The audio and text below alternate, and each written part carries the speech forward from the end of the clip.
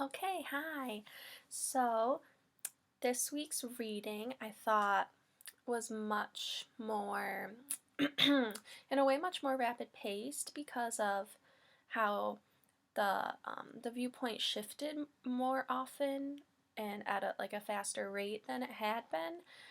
And I like this book a lot, but I kind of don't like it when it doesn't focus on Clarissa as much. Like, I feel like I'm more invested in her storyline, but maybe it's just because she's the title of the book, so I don't know.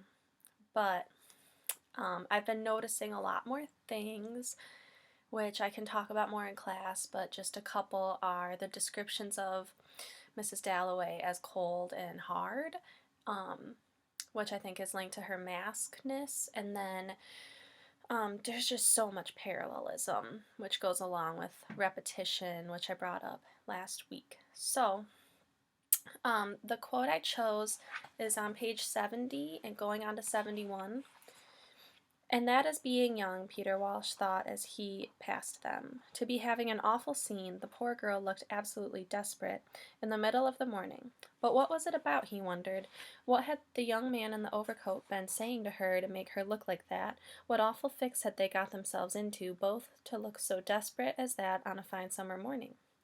The amusing thing about coming back to England after 5 years was the way it made, anyhow, the first days, things stand out as if one had never seen them before. Lovers squabbling under a tree, the domestic family life of the Parks. So I chose this quote because of the misunderstanding. Peter is seeing Septimus and Rhea argue and thinks it's just lovers squabbling, but really Septimus is having horrible mental health issues and Rhea is struggling with that. So my question is, how does perception affect reliability?